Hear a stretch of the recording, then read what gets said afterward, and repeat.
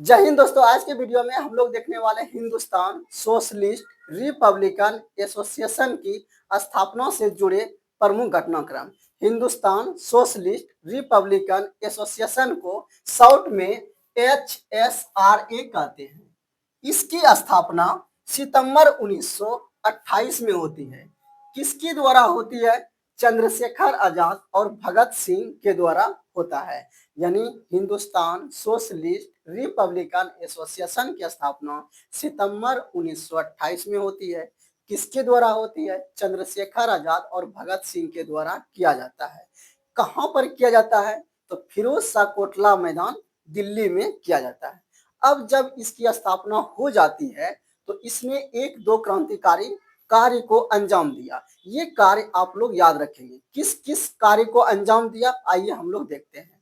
पहला कार्य क्या रहा? लाहौर पुलिस अधीक्षक की हत्या करना। अब यहाँ पर क्या होती है? लाहौर पुलिस अधीक्षक जेम्स स्काउट की हत्या करने का प्रयास किया जाता है, लेकिन गलती से यानी भूलवश उसके सहायक अधीक्षक सैंडर्स की हत्या हो जाती है। अब यहां से आप लोग बोलेंगे इसकी हत्या का क्यों प्रयास किया गया?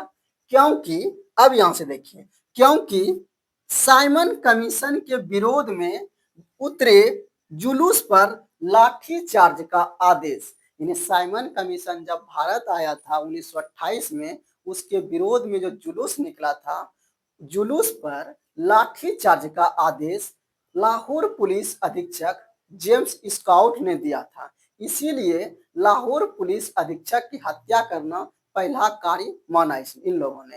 यानी इसका पहला कार्य क्या था? लाहौर पुलिस अधीक्षक की हत्या करना। अब यहां से देखेंगे लाला लाजपत राय की मृत्यु।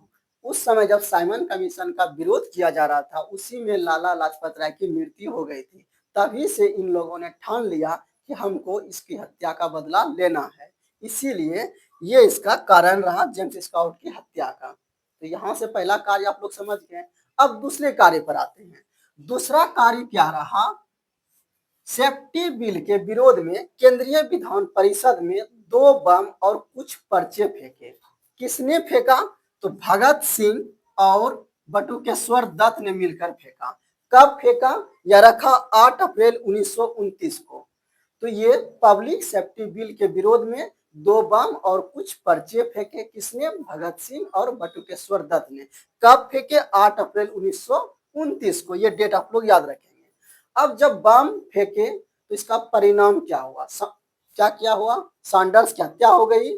केंद्रीय विधान परिषद में बम फेंका गया। अब जब इतना कार्य कर लिए तो अब इन लोगों पर यानी इन संगठन के क्रांतिकारियों पर मुकदमा चला। कौन सा मुकदमा चला? केंद्रीय विधान परिषद बम कांड का मुकदमा और लाहौर षड्यंत्र केस का मुकदमा चलाया गया इनके सदस्यों पर।